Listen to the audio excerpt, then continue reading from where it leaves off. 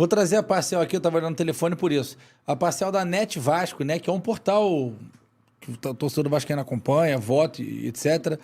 A parcial da pesquisa da Net Vasco, entre os que já lançaram a presidência. Euriquim é o preferido por 38% e Pedro Strozenberg com 24%. Aí eu tenho o Eduardo Cassiano com 13%, Euriquinho com 38,47%, Leonardo Rodrigues com 8,70%, Marcelo Borges 14,85% e o Pedro com 24,82%. Então você tem aí 38%, são 14 percentuais, mas a data não sei o quê, técnica, como é que chama?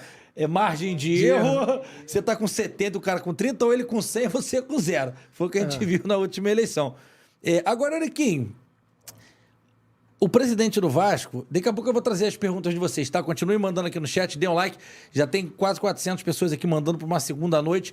Dá like aí pra gente, dá essa moral para cada vez mais pessoas receberem esse papo. Porque quem você assiste decide se é voto ou não. Por enquanto a galera tá a favor aqui, ó. Hashtag Euriquim Presidente tá bombando aqui.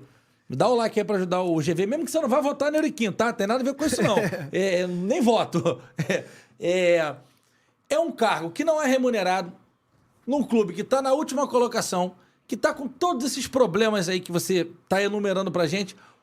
Por que você quer voltar ao Vasco como presidente? Se você sabe que você vai ter que botar uma cartela de Neosaldina na tua carteira para tomar todo dia, que vai ser dor de cabeça uma atrás da outra. Com certeza, mas é dor de cabeça boa. Advil é bom também. A gente, na verdade, eu tô nessa empreitada porque eu acredito que tem a solução. Eu acredito que eu possa ser um instrumento de uma pacificação mínima entre algumas correntes do Vasco, para que a gente possa voltar a representar o Vasco do tamanho que ele merece. A instituição está muito mal representada, as pessoas não estão entendendo o verdadeiro tamanho dela, não estão representando como ela tem que ser representada.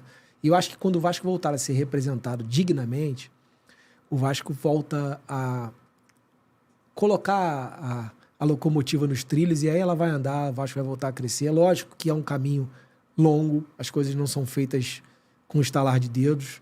Isso aqui não tem nenhum Thanos para estalar o dedo e destruir tudo, isso não existe. Thanos é o vilão dos Vingadores, é Thanos. Thanos, você não entendeu errado. Quem vender esse discurso está enganando o torcedor. Agora, o sócio acredita no discurso que ele quiser, né? Eu acho que o sócio está cansado de acreditar nesse discurso de sonho. A SAF aí acho que foi o último grande sonho que se vendeu pro torcedor e o torcedor tá vendo a decepção que foi.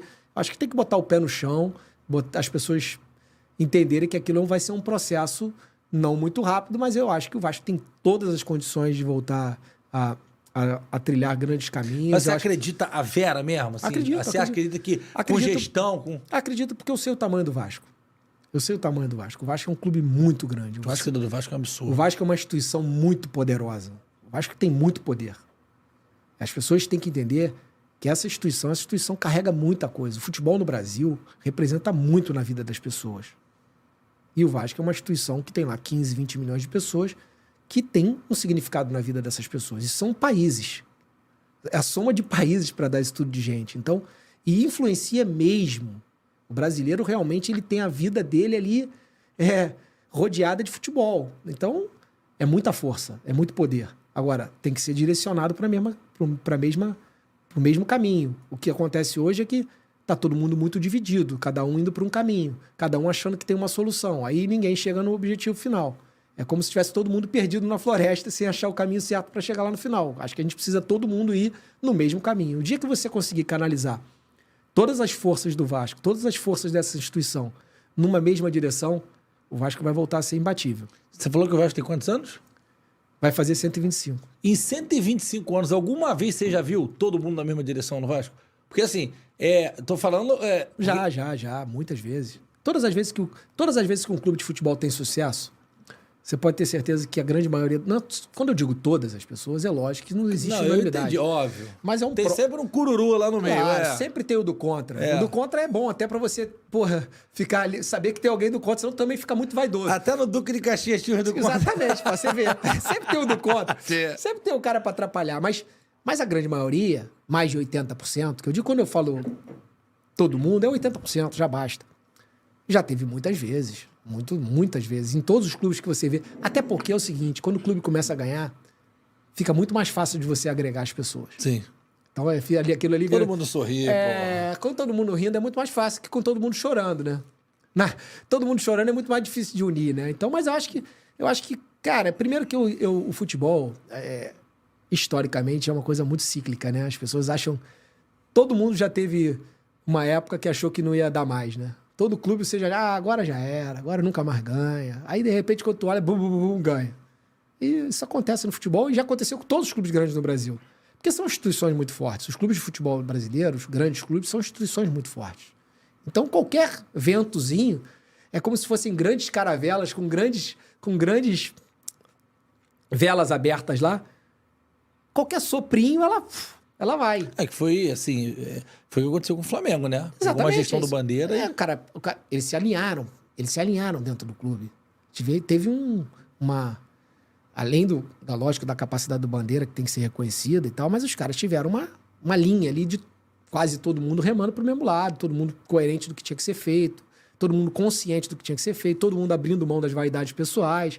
E aí as coisas começam a fluir de uma melhor maneira.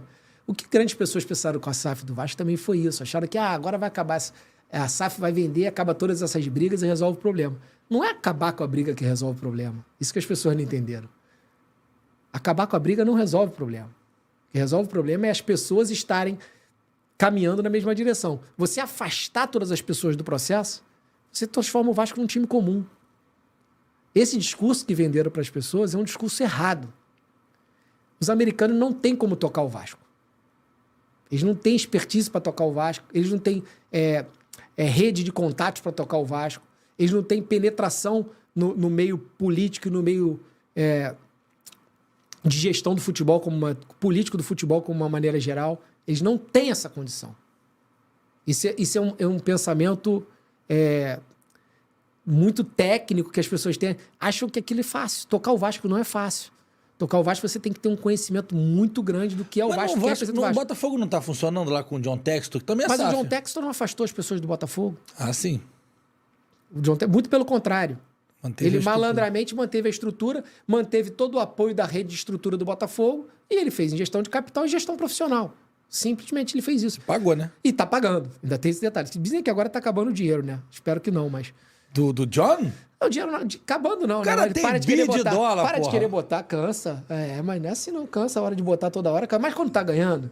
Eu nunca vi ninguém parar de botar a mão no bolso enquanto tá ganhando. Ele falou que com a possibilidade real de título, ele vai abrir as torneiras agora na janela. Mas isso é histórico no futebol. Qualquer clube, quando tá ganhando, bota a mão no bolso. E John Textor tem uma diferença.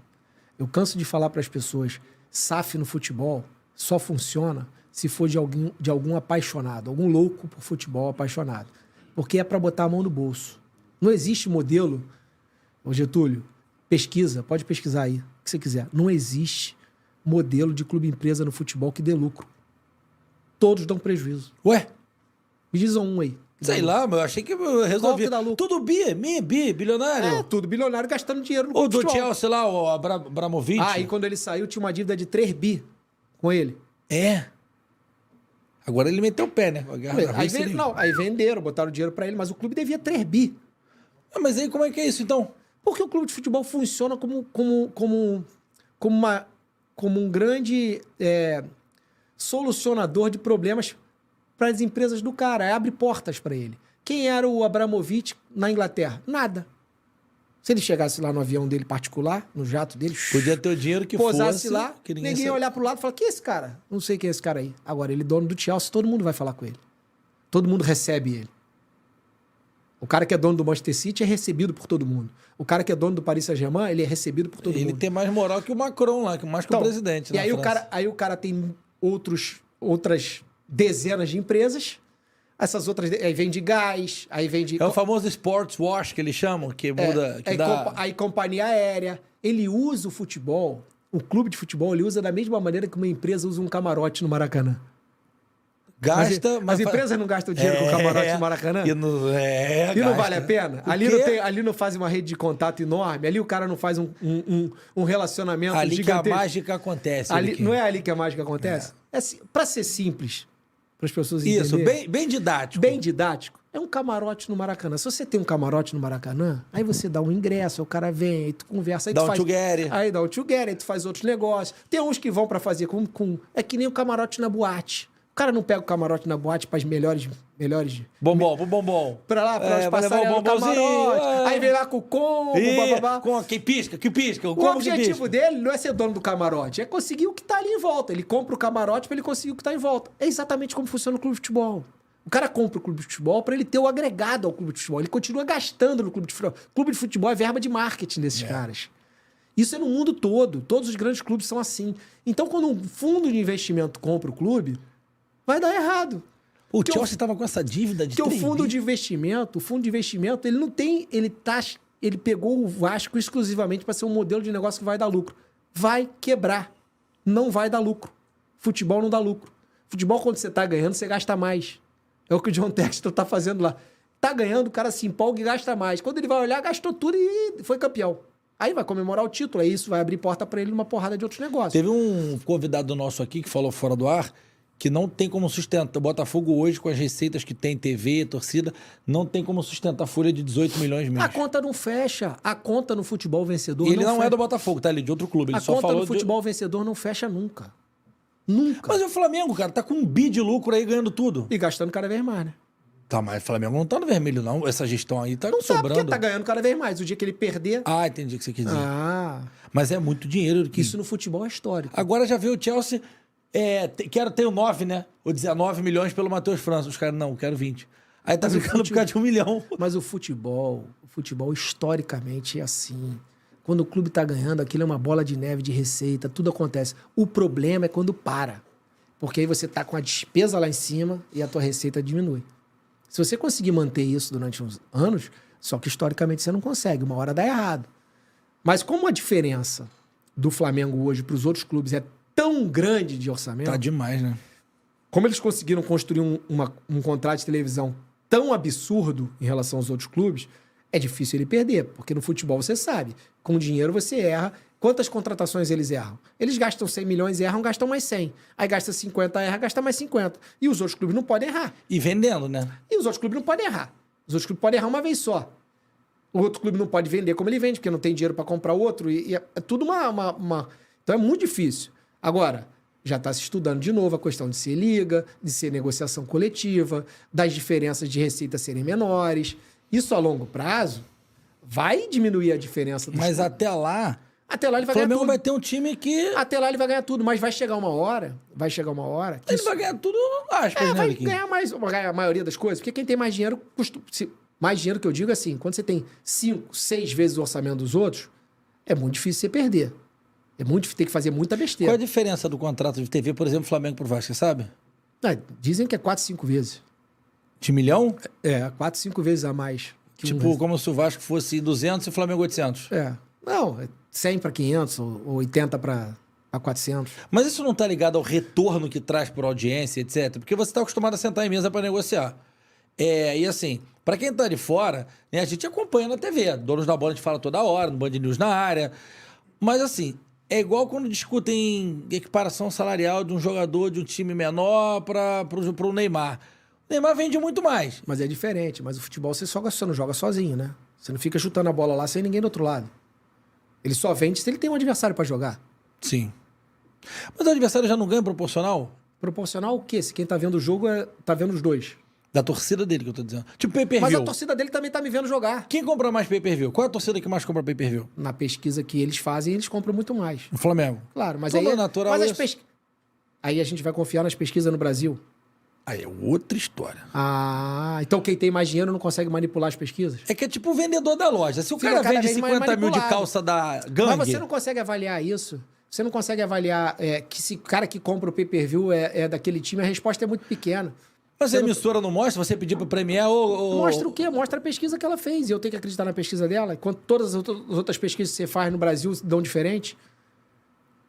Você não pode ter se você tem um disparate de consumidores... Vamos supor que todas as pesquisas de torcida estão certas, tá? Que o Flamengo tem lá 30 e tantos milhões de torcedores e o Vasco tem 10. Na pesquisa deles, eles inflam o número de um do outro. São 4 vezes mais. Como é que pode o resultado no pay-per-view ser 20 vezes mais? Não tem lógica.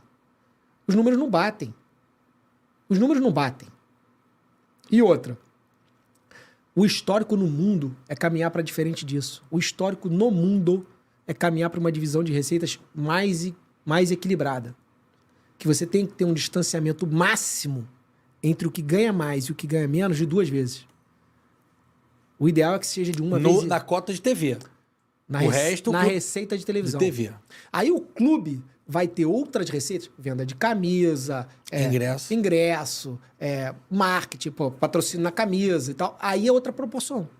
Agora, as receitas de televisão, mundialmente, os campeonatos mais equilibrados do mundo, acho que na Premier League, acho que é 1,6 ou 1,8. A diferença do primeiro para o último da receita. Então, esses números são significativos para você aumentar a competitividade. Porque você tem o cara do mundo árabe que empurra... Porque assim, só para entender que a galera fala muito de fair play financeiro, o fair play financeiro é quando você não justifica a grana. Se você vende ele, Flamengo vende lá para Betano. Papai Alex da Betano vai lá e mete 1 bi no Flamengo. Aí não tem fair play. O problema é se o dinheiro chegar, como é no City e... Em vários clubes. Em vários. O PSG também é assim. Que o dinheiro vem... Os clubes na Itália estão assim agora com os investidores chineses. Faz o Pix. Mas o dinheiro vem dinheiro da minha conta. Aí não pode. Se você fatura... Mas aí ele diz que é um patrocínio da empresa dele. Ele bota lá Qatar Airways na camisa e diz que ela vai pagar 200 milhões. Fly Emirates e...